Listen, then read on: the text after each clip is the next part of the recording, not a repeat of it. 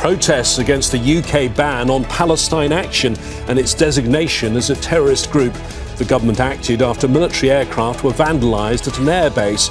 Critics say the ban is excessive and an attack on freedom of speech. So what are the implications? This is Inside Story.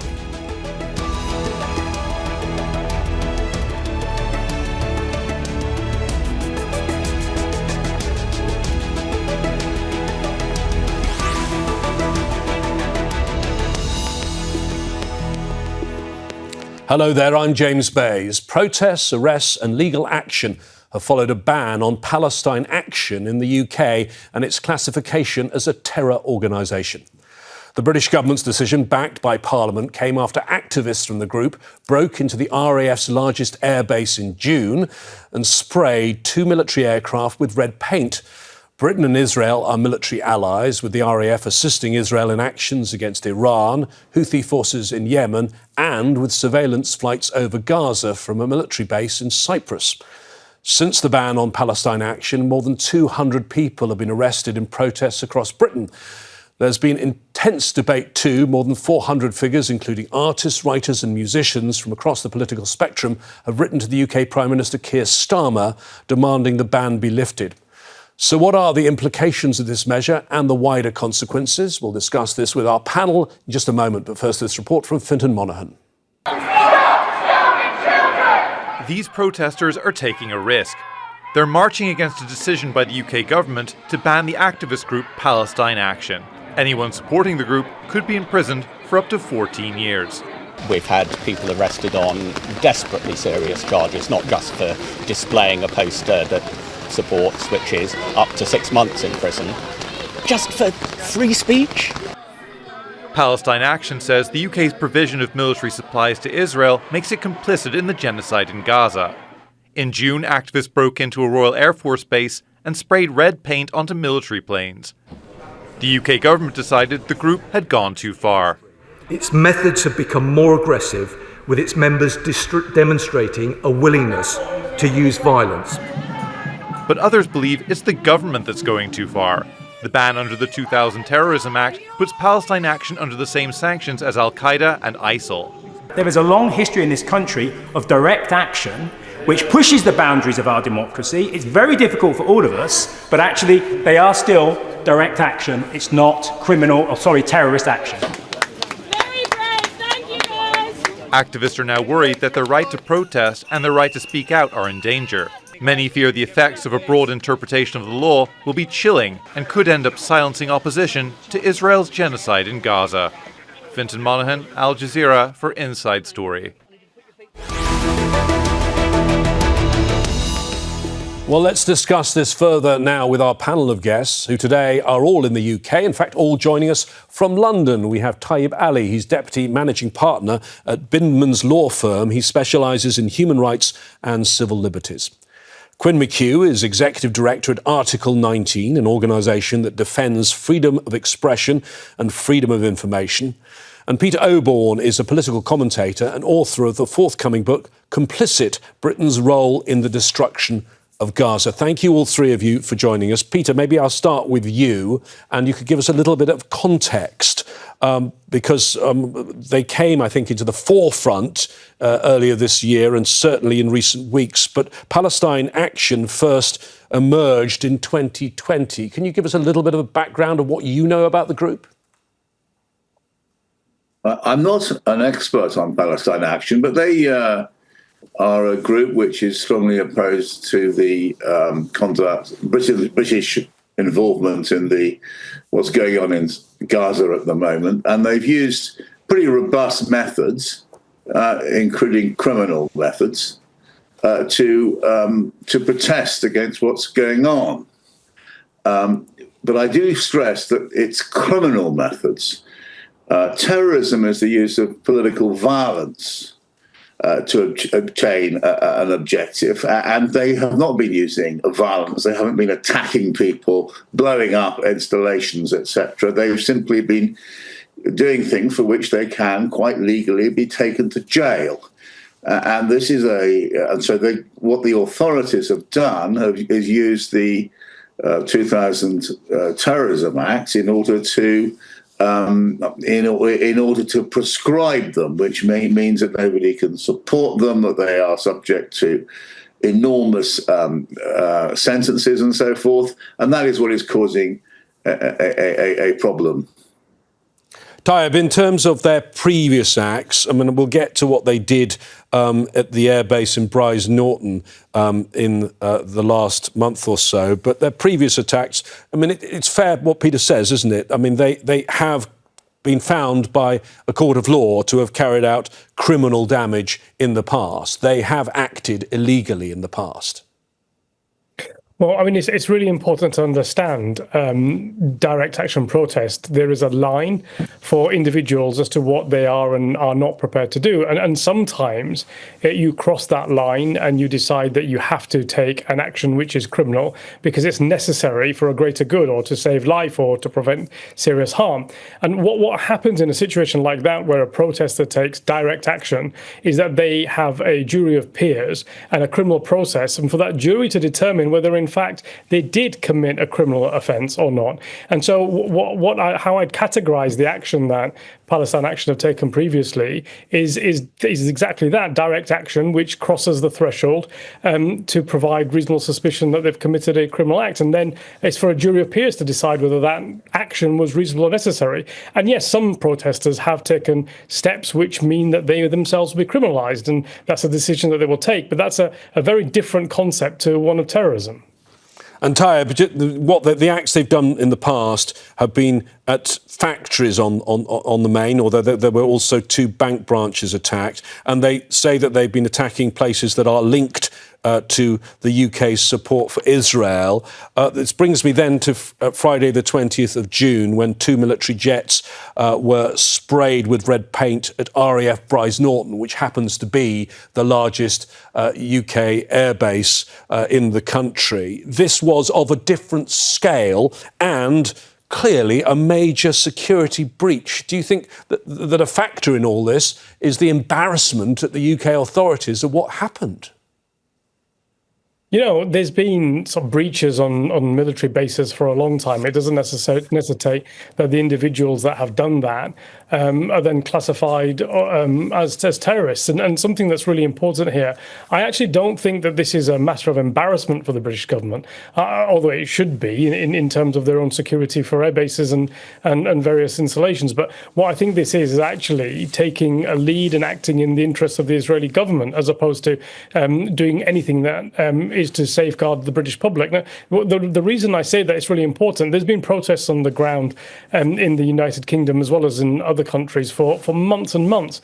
And there seems to be a consistent theme in government and policing of those protests, but also with regards to the lobbyists that are in support of Israel. There has been a consistent attempt to try to categorize general protesting in terms of Palestinian rights and against war crimes and genocide in Palestine as being something criminal.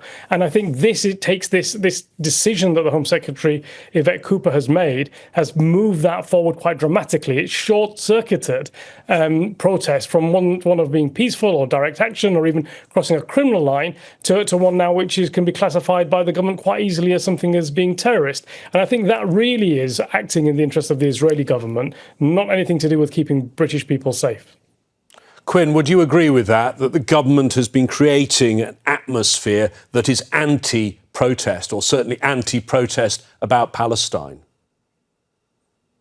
I think what we need to keep in mind here with the recent actions that are being taken is that it's actually part of a long history over the last 3 years or so, where actions that would be considered relatively benign or accepted before are increasingly criminalized by laws in the United Kingdom, which are actually decreasing the environment in which speech and protests can take place. Things which are running afoul of protest laws in the United Kingdom at present are things such as being noisy, having a rope in your backpack, being a little bit too loud, just standing in a place people don't want you to be, standing with a piece of paper in your hand, even a blank piece of paper. And it's important to note that the police are being incredibly aggressive over the last few years. Recent research that has come out has shown that of all of the arrests that have happened of protesters, not just of Palestinian Action or people protesting on behalf of Gaza, but over the protests that have been happening, particularly on climate action or just stop oil in the past, about 3% of the arrests that the police have done have actually resulted in charges. So that indicates there's quite clearly an environment in which there's being overzealous interpretation of laws that are restricting people's ability to speak and protest in the UK. Peter, perhaps you can help our viewers around the world with the UK system here, because after that Bryce Norton attack, the government decided to put it to Parliament to make this a prescribed group. Exactly what is a prescribed group? I believe there are about 80, well, there are now 84 of them. Well, a prescribed group is applied to terrorist groups, which provide a menace to the public, and they can be. It's an offence to belong to them, and therefore you're subject to get arrested. And if you support them, you can be arrested, and you can't be talked about. Really, you almost become a non-person if you're a part of a prescribed group. And that is, I think, what is causing a problem, because on the day that the Parliament voted for the prescription of Palestine Action, in the morning, the Home Secretary Yvette Cooper and 200 other female MPs met to celebrate the suffragettes, who were the movement which forced through the vote for women. And they were, at the time, accused of being extremists. They were very unpopular among a lot of male MPs and so forth, but they are recognised as being heroes. And they were using violent methods in order to get their point across. The suffragettes, who in the morning, Yvette Cooper was celebrating the suffragettes and the people who use violence to pursue direct action to get political ends. And in the afternoon, she was introducing a measure which would ban it entirely. And that's the problem we have here, the lack of any kind of good sense. And Peter, perhaps I can also ask you about another historical example to all of this. Among the prescribed groups in the past, and you as a journalist at the time will remember, as I did, in the 1970s, 80s and 90s, the Provisional IRA was the most notable prescribed group. But even going back then, their political wing, Sinn Féin, Margaret Thatcher at one point banned their voices, and we had to have actors speaking their voices. But the political message was still allowed in those days. Very much so. I mean, as you say, there was a failed attempt, really, by the British government to ban Sinn Féin, the political wing. And indeed, the political wing were allowed on British TV and media to talk away and explain themselves. And this is a new environment we're finding ourselves in. It's also an arbitrary environment, because there are other groups, Extinction Rebellion comes to mind, which also uses direct action and has not been prescribed. And it raises the question, why Palestine Action and not Extinction Rebellion? It's a very arbitrary business, and it's not been properly explained. Well, maybe, Tayab, you can help explain it for us, because we certainly got criminal damage and vandalism here, but is it terrorism? All of you are questioning that. What is the definition of terrorism? Well, you know, it's just really interesting to go back to before the 2000 Act and look at how the Prevention against Terrorism Acts was defined. Terrorism in a very wide way. It was the use of violence for political ends and anything that put the public or any section of the public in fear. And then in the year 2000, the legislation was consolidated in the Terrorism Act 2000. And what's really interesting about this is that it's extraordinarily widely drafted. It's drafted, the government said at the time, for very good reason, to include almost anything it needed to be included in that. And there was a safeguard in the legislation. The safeguard in the legislation was that the Attorney General would be the arbitrator between what should be prosecuted and what should not be prosecuted. But there's a really important key in the definition. If you look at the explanatory notes in the legislation itself, it makes it very clear that whilst the legislation does include non-violent acts, it should only really include acts where life, health or safety may be put at risk. So it does not include direct action protest where people's lives are not endangered. And you cannot argue within the context of this particular prescription that Palestine Action's attempts to protest included the threat to life, and that was part of its systematic policy, which puts it in a different category to what we understand to be terrorist organizations such as Al-Qaeda or ISIS or even the IRA. And what's really important here is that this is not the first time we're having a debate about the definition of terrorism and how wide it is. In the year 2013, in my case, actually the Supreme Court, where we were arguing what the definition of terrorism should be in that situation in the context of an international armed conflict, the Supreme Court itself was concerned at that time about where this debate should be. And what's really interesting, they weren't talking about protest groups and the definition including what is now understood to be legitimate, I'd say, protest. They were talking about whether the Terrorism Act should even include conduct by armed groups which are covered by the laws of armed conflict. And that's where the debate was until they decided to prescribe this organization. But what's really interesting, in the Supreme Court in 2013, the Supreme Court stated that they were really concerned about how terrorism legislation would have this impact on just regular policing, and the powers that follow in terms of prescription or in terms of the categorization of terrorism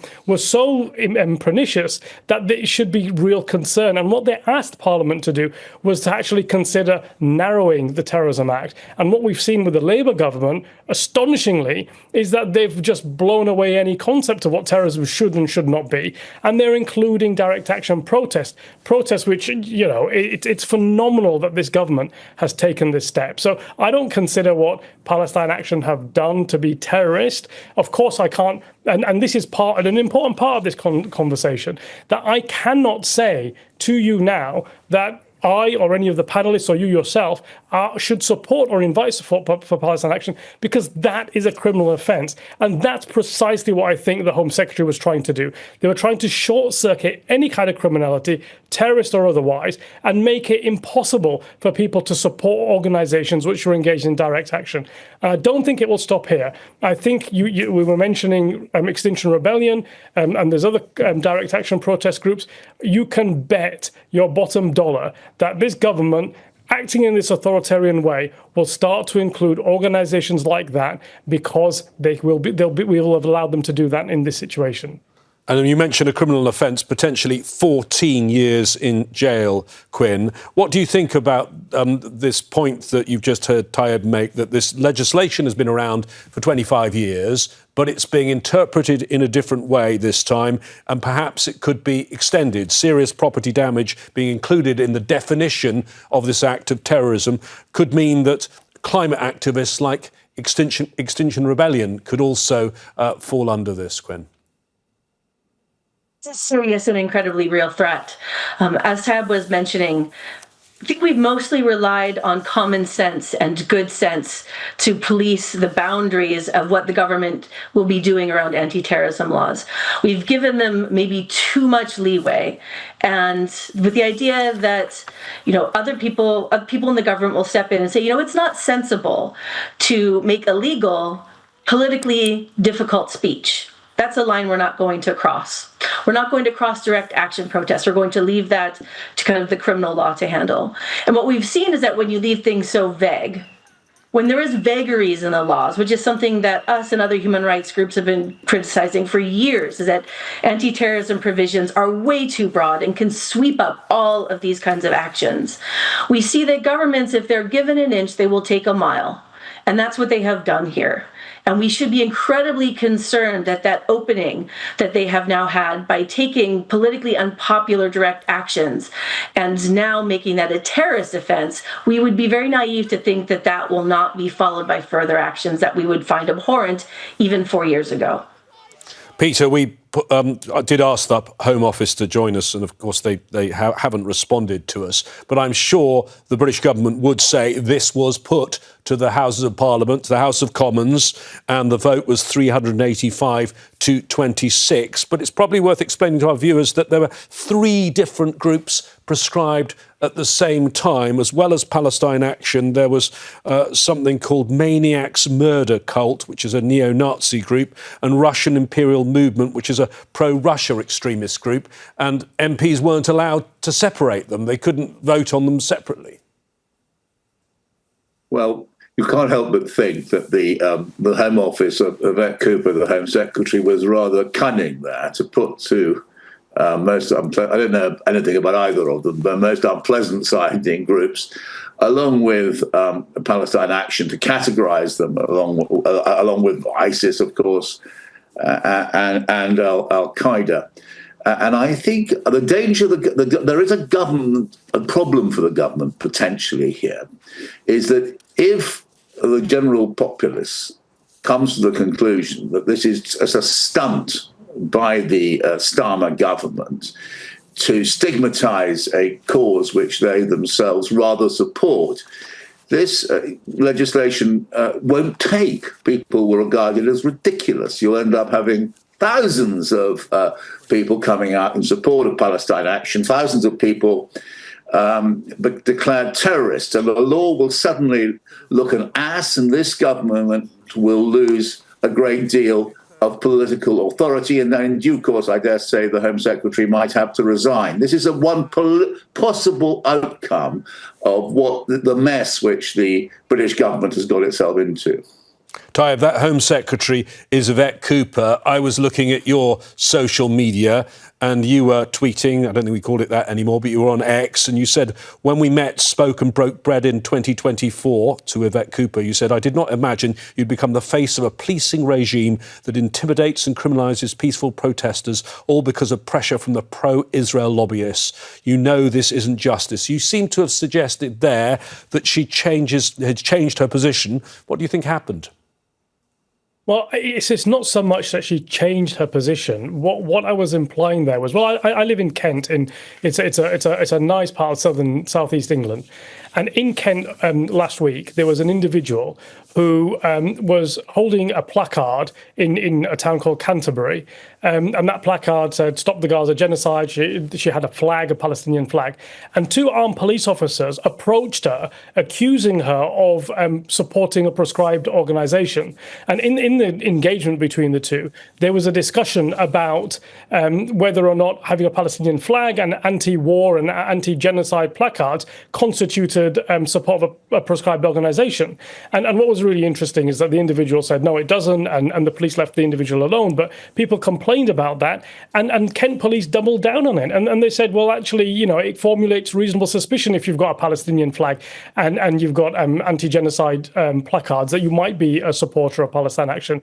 And what I meant by my tweet was that I didn't think that any Labour government or Labour Home Secretary would put themselves in a position where they would cause individuals like that standing on a street with a placard would be subject to approaches by armed police accusing them of being a terrorist and supporting terrorism. That, I think, in itself is disgusting, disgraceful for any government, let alone a Labour government. Quinn, people in the UK may not support this direct action or direct criminal action that's been taken by this group, but on the underlying issue, I see a new opinion poll just out, commissioned by the Council for Arab-British Understanding and conducted by YouGov. It said 57% of total respondents are in favour of suspending UK arms exports to Israel, only 18% oppose. It seems the politicians are in a different place from the public. This emphasizes the point that was being made quite clearly. You have a very popular cause, which is support for ending the war in Gaza against the Palestinians, running up against a government policed by a police force that have now said quite clearly that they view any expression of support for that cause as potentially falling afoul of the anti-terrorism laws. Now, that just points out again how problematic this is, how out of step this action could be taken, and the danger that it poses for civil liberties in the United Kingdom writ large. It's an incredibly dangerous move. Tayab, what is there that could force the government to change its position on this ban? I mean, there could be appeals, I understand that, but also what about pressure from elsewhere? I mean, the UN experts have condemned this, but also you have the European Court of Human Rights. Could they take any action here? Well, I think to be quite frank about it, I would be extraordinarily surprised if the British courts don't strike this down. I think this is such an overreach of policing powers, of state authoritarian powers, that I think that the British courts will strike it down. The unfortunate part is that the built-in process for proscribed organisations is long. You first of all have to petition the Home Secretary, and when the Home Secretary decides that she's not going to review her decision, you have to go to something called the Proscribed Organisations Appeals Commission. And of course, we all know that there's a separate judicial review which is being heard even today, and we'll see what the High Court has to say about the immediate prescription. But the European Court of Human Rights has made it very, very clear that any interference with the right to protest under freedom of expression, Article 10 or Article 11, freedom of assembly and association, has to be very carefully thought through. And it does not, the court's been very clear that it does not include non-violent direct action. Any action like this has to be proportionate. Now, I think we've got a position here where ultimately the prescription against Palestine Action and potentially other direct action groups will not remain in place. OK, let me bring in Peter one more time. It's the Home Secretary driving this, but the Labour Party just a few years ago had a very different position on Palestine. How much is this Keir Starmer pushing this, do you think? Oh, yeah, I'm sure that Sir Keir Starmer, who himself was a great pro-Palestinian figure, if you go back a decade, but feels that in order to be Prime Minister, he needs to show to the Americans that he's steady on parade. And so he's showing off to our transatlantic partners that Britain is tough on pro-Palestinian protesters. I don't think this is going to be popular, mind you, in Labour. And there's a fascinating speech by Peter Hain, former cabinet minister in the Blair government, who'd used direct action in the 1970s against apartheid. There was a sports tour of Britain in the 1970s. Hain was a student. He used direct action. And he pointed out that he would now be consigned as a terrorist. And that was for protesting against the apartheid regime in South Africa. And so this is not going to be popular among Labour MPs. We can be certain of that. And the former cabinet minister in the Blair government's already spoken out against it. Thank you very much indeed, and thank you to our guests today, Tayab Ali, Quinn McKew and Peter Oborne. We produce this programme every day of the year. And remember, you can always watch it wherever you are, on our app or at aljazeera.com. Where shall we shine our Inside Story spotlight next time? Let's have your ideas. Post on our Facebook page. That's facebook.com/AJ Inside Story. Or use X, where our username is @AJ Inside Story. I'll catch you back here very soon. Until then, from me, James Bays, and the team, stay safe and well. Bye-bye for now.